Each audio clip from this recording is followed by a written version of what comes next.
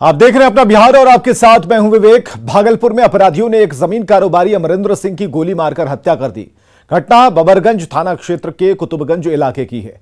मृतक के बेटे ने बताया कि कुछ दिन पहले अपराधी करकू यादव ने घर पर फायरिंग की थी और अमरेंद्र सिंह को जान से मारने की धमकी दी थी। तब करकू यादव को पुलिस पकड़कर थाने ले आई, लेकिन सिर्फ बॉन्ड भरकर उसे छोड़ दिया गया। अमरेंद्र सिंह ने पुलिस अधिकारियों से सुरक्षा की गुहार लगाई थी, लेकिन सुरक्षा नहीं मिली और उनकी हत्या कर दी गई। इससे पुलिस के रवैये पर सवाल खड़े हो रहे हैं। भागलपुर में अपराधी बेखौफ हो चुके हैं, इसलिए हम कह रहे हैं कि अमरेंद्र सिंह बबरगंज थाना क्षेत्र के कुतुबगंज मोहल्ले में गोली मारकर इनकी हत्या कर दी गई।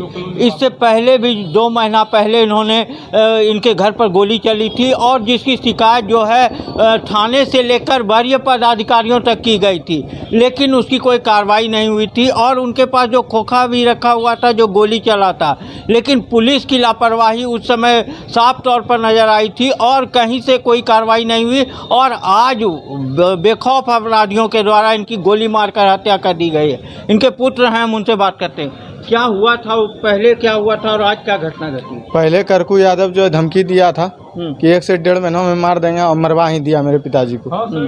अपने भगनों, अपने दोनों भाई और 2 आदमी अज्ञात था। पिछले बार भी गोली जो चली थी, खोखा आप लोग रखे हुए थे? अभी भी है। पुलिस आज तक वहाँ देखने नहीं आई। क्या कहा था पुलिस ने? पुलिस करकू यादव को लेके गया थाना पर बॉन्ड भरवाया, क्या किया, छोड़ दिया। और आज घटना देख लीजिए, आपके सामने है। क्या लगता है पुलिस की लापरवाही के कारण यह हत्या हुई आपके पिता? पुलिस के लापरवाही कारण तो हुए कि नहीं तो ऐसा होने वाला था अगर उस समय एक्शन में पुलिस आ जाती तो। कहाँ गए थे पिताजी और आप लोग सब? पापा हमारे सिटी एसपी से भी मिले थे उस केस के विषय में। उन्होंने भी आश्वासन दिया था, लेकिन कोई चीज़ नहीं हुआ, कोई छानबीन नहीं हुआ और आज हत्या हो गई। आज हत्या हो गई। अब देखने वाली बात है कि मौत के बाद क्या पुलिस जागती है या सोई रहती है। आशीष रंजन, न्यूज़ 18 भागलपुर। जमीन कारोबारी अमरेंद्र सिंह पर करीब 2 महीने पहले भी हमला हुआ था। अमरेंद्र सिंह ने पुलिस अधिकारियों से सुरक्षा की गुहार लगाई थी, साथ ही पुलिस प्रशासन पर भी सवाल खड़े किए थे। हम आपको अमरेंद्र सिंह का वो बयान भी सुनाते हैं। महीना पहले हम कारू यादव और अजीत यादव पर अंगारी केस किए, वो मेरे यहाँ गोली भी छोड़ा। आज तक न पुलिस मेरे यहाँ गया, न इसका नथी हुआ, न जांच हुआ, न कुछ हुआ। जब आज वो पकड़ा के थाना भी आया तो ये सिकंदर जी थाना अध्यक्ष कहेंगे बड़े अधिकारी के कहना अनुसार हम उसको रिवीजन होगा 2 होगा तभी, क्योंकि इनका फ़ोन नंबर मेरा देखा जाए, इनसे बात हुआ, इनको बताए, ये पकड़े। और अभी जब थाना हम घुस रहे थे, ये कह रहे हैं कि आप मेरे थाना में घुसिए, मर्डर हो जाएगा, और कहते हैं कि हम खुद गड़बड़ है। तो गड़बड़ इंसान का भी तो कोई उपाय है कि नहीं है? कौन बोल रहा है? ये थाना प्रभारी बबरगंज के बोल रहे हैं। जब एक थाना में जब डीजीपी कहते हैं कि क्रिमिनल हो या बदमाश सबके लिए थाना बराबर है, सबका सुनना है। अगर ये तो हम भी तो एक पुलिस का बाल बच्चा है, हमारे भी फादर थे पुलिस इंस्पेक्टर से रिटायर किए। अपराधी में नाम दिया, केस में फाइनल हुए, रिहाई हुआ, मर्डर में थे, सीएससी वाले हत्या में फंसा दिया गया, निर्दोष फंसे निकले, फिर लंगड़ा का मर्डर हुआ, उसमें भी फंसा दिया गया। क्या लगता है, क्या कैसे छोड़ दिया यहाँ से? कैसे छोड़ दिया तो हम क्या बोलेंगे, हम तो खुद पुलिस का बाल बच्चा, हम क्या कह सकते हैं? क्या लगता है, पैसा लेकर छोड़ दिया क्या? तो दूसरा क्या होगा? दूसरा तो यही ना होगा जब, और वो अपराधी खुद इधर से मेरे घर होके गया, वो जो है हल्ला करते हुए गया, दिखाते हुए गया कि हम दबंग हैं। प्रभारी गेट के अंदर नहीं जाने देते हैं हमको। क्या बोलते हो? कहते हैं कि आप घुसिएगा तो आपका हत्या, मेरे थाना में हत्या हो जाएगा। सो मैं कितना बड़ा अपराधी हूँ, इसलिए बड़े अधिकारी से कहना चाहता हूँ कि हम सभा कर हमको देखा जाए कि हम कितना बड़ा अपराधी हैं, जो कि थाना में घुसेंगे तो हत्या हो जाएगा। और जो हत्या करने वाला शिव यादव ने भी हत्या कराया, दुनिया जान रहा, समाज जान रहा। कारू यादव की हत्या में भी उसका नाम आया, उसको उस थाने से छोड़ दिया गया। पटना सिटी के सुल्तानगंज थाना के राजकीय अंबेडकर कल्याण छात्रावास के छात्रों और स्थानीय लोगों के बीच हुए मारपीट और पथराव और गोलीबारी में पुलिस ने 3 लोगों को गिरफ्तार किया।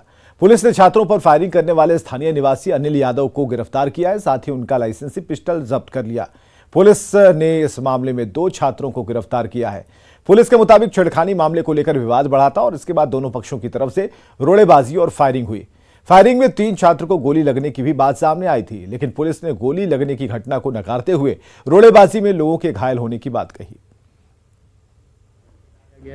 और छात्रावास से 2 लड़कों को अरेस्ट किया गया। बाकी इन्वेस्टिगेशन में जो लोग अभियुक्त पाए जाएंगे फिर उनके खिलाफ कार्रवाई की जाएगी और उनके लाइसेंस को भी निरस्त करने के लिए कार्रवाई की जा रही है। हाँ, छेड़खानी से शुरुआत हुआ था और वहाँ के लोकल्स का ये भी कहना है कि छात्रावास से लोग आते हैं और हमारी दुकानों से सामान ले लेते हैं, पैसा नहीं देते हैं वापस, तो ये शिकायत भी आई है, तो लोकल्स भी वहाँ गुस्सा थे, तो वो इन्वॉल्व हो गए उसमें। बाकी वहाँ छात्र हैं वो एजिटेट हो गए, आपस में मारपीट हुआ, तो हवाई फायरिंग हुई थी, गोली लगने की किसी की वो बात सामने नहीं आई है, पत्थर से ही। गया के चंदौती थाना इलाके में 31 अगस्त को पत्रकार के घर हुई डकैती का पुलिस ने खुलासा कर दिया। पुलिस ने लूट में शामिल 2 अपराधियों को गिरफ्तार किया है। दोनों अपराधियों की पहचान मेन थाना के पाईबीघा निवासी योगेंद्र कुमार और डोभी थाना निवासी रविंद्र पासवान उर्फ मुन्ना के रूप में हुई है। पुलिस ने डकैती में इस्तेमाल 3 देसी कट्टा, 1 मैगजीन, 1 पिस्टल के साथ 2 बाइक भी जब्त कर ली है। अपराधियों के पास से लूटी गई 3 अंगूठी और 1 लॉकेट भी बरामद किया है। 31 अगस्त को आधा दर्जन की संख्या में आए अपराधियों ने पत्रकार के परिवार को बंधक बनाया और 10 लाख की लूट की थी। इसमें कोई क्लूज नहीं थे। शुरू में ये ब्लाइंड केस लग रहा था। काम करने के बाद, लगातार काम करने के बाद, लगभग 18-19 दिनों के बाद सफलता मिली। इसमें शामिल 2 लोगों को गिरफ्तार किया गया। इस घटना में शामिल 2 लोग की गिरफ्तारी हुई है। उनके द्वारा प्रयुक्त 2 मोटरसाइकिल जो है वो भी जब्त किया गया। सुपौल के वीरपुर में संदिग्ध स्थिति में 4 युवकों की मौत का मामला गर्माता जा रहा है। बिहार विधानसभा में नेता प्रतिपक्ष विजय सिंह ने पीड़ित के परिजनों से मुलाकात के बाद नीतीश सरकार पर निशाना साधा और कहा कि जब भ्रष्टाचारी और अपराधी सत्ता में आते हैं, अपराधियों का मनोबल ऐसे ही बढ़ता है, जिससे बीजेपी हर हाल में रोकने का प्रयास करेगी।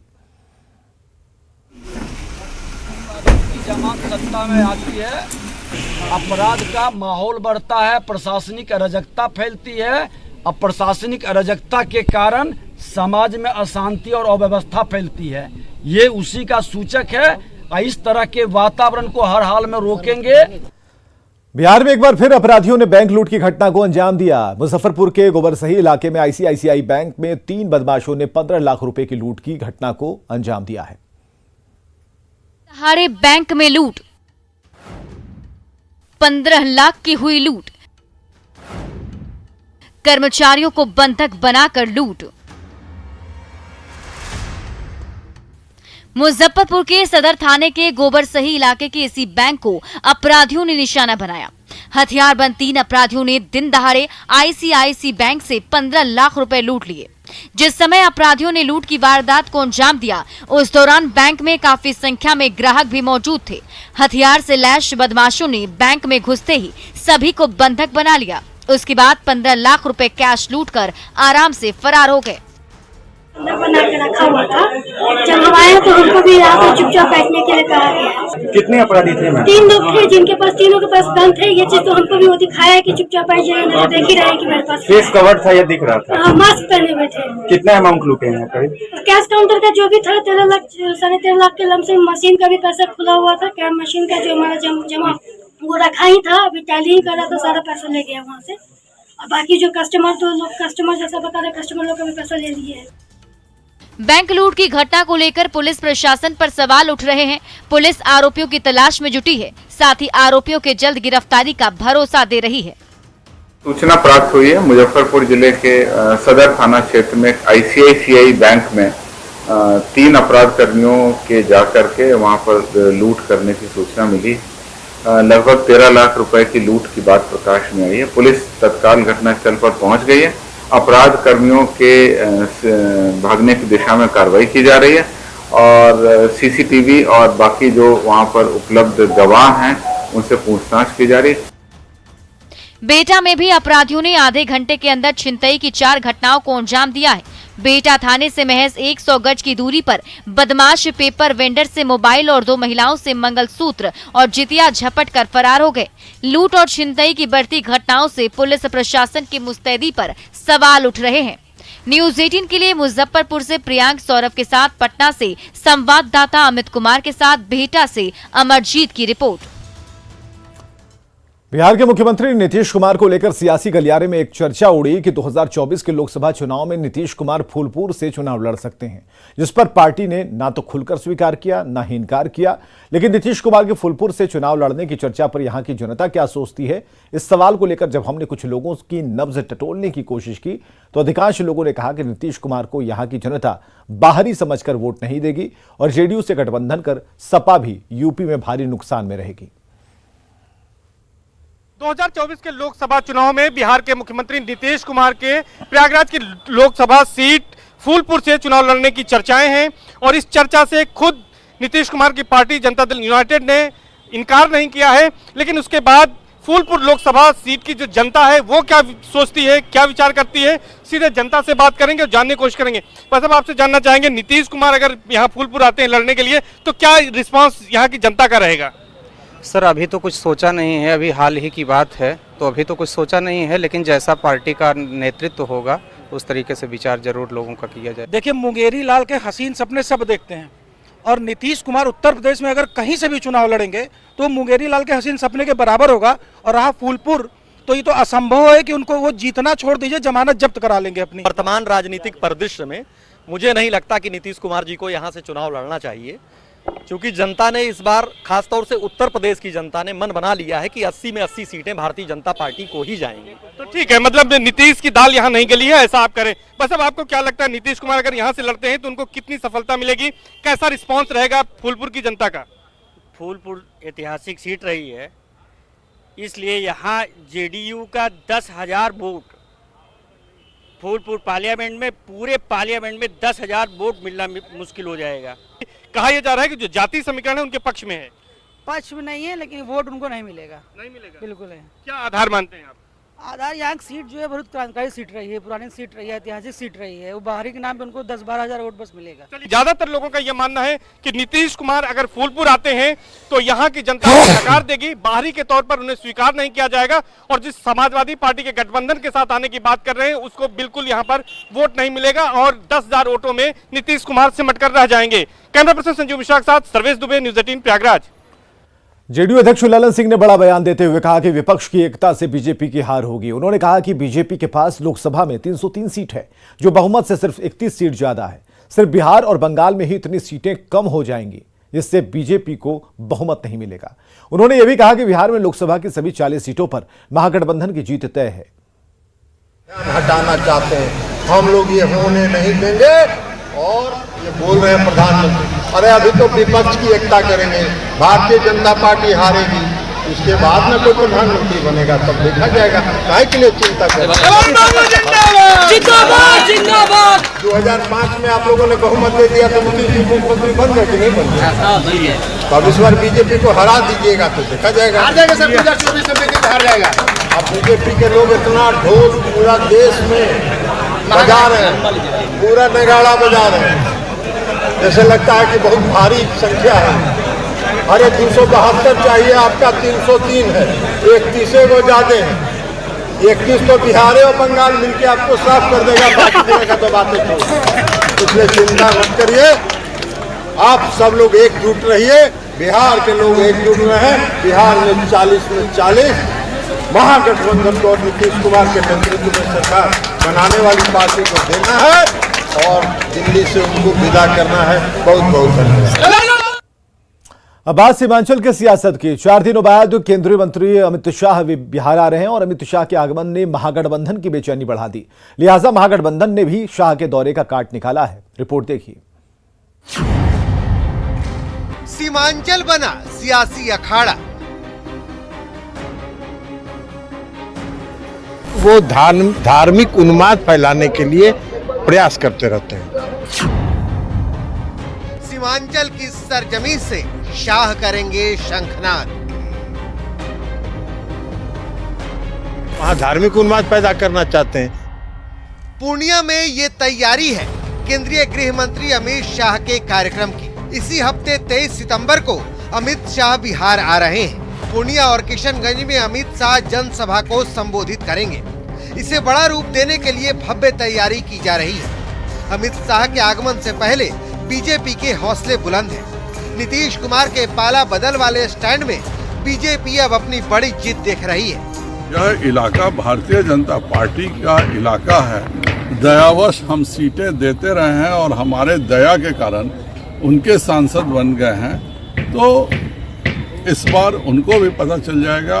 हम तो 36 सीट पर कम से कम जीतेंगे, लेकिन जदयू का खाता बिहार में खुलेगा कि नहीं, इसमें भी उनकी शंका है। बिहार में सरकार बदलने के बाद पहली बार अमित शाह बिहार आ रहे हैं। जाहिर है महागठबंधन की बेचैनी बढ़ी हुई है। इतनी बड़ी रैली को देखते हुए अब महागठबंधन ने भी सीमांचल में सद्भावना रैली करने का फॉर्मूला निकाला है।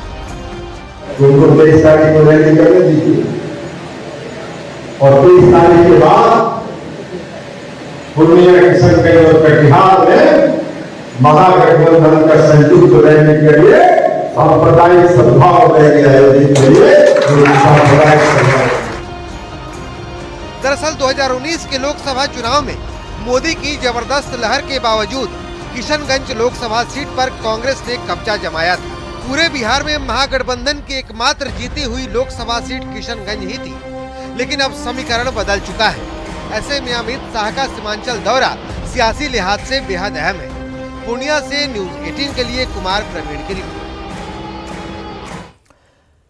केंद्रीय गृह मंत्री अमित शाह के सीमांचल दौरे और 23 सितंबर को किशनगंज में रैली से पहले बिहार की सियासत गर्म है। अमित शाह की रैली को लेकर जेडीयू ने 27 सितंबर को प्रदेश के सभी मुख्यालयों में सतर्कता और जागरूकता मार्च निकालने की घोषणा कर दी, जिसमें वो बीजेपी और केंद्र सरकार की नीतियों के खिलाफ जनता को जागरूक करेंगी। वहीं जेडीयू के इस फैसले पर बीजेपी ने पलटवार किया और कहा कि सांप्रदायिक सौहार्द बिगाड़ने वाले महागठबंधन के लोग अमित शाह के बिहार दौरे से घबरा गए हैं।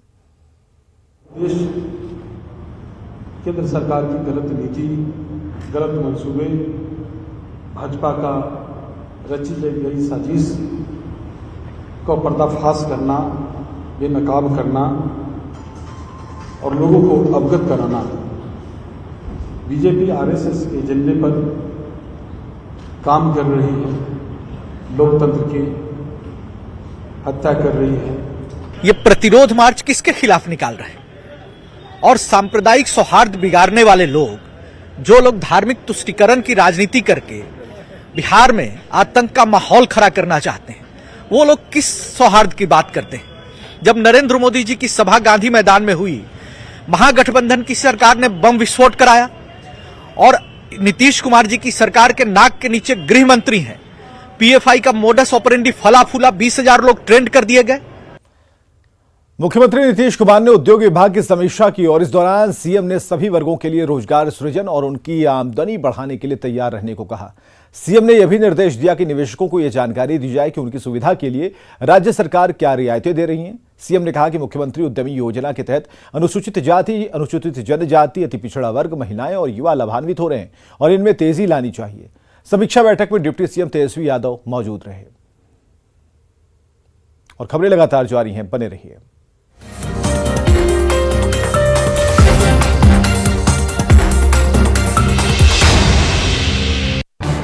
इस न्यूज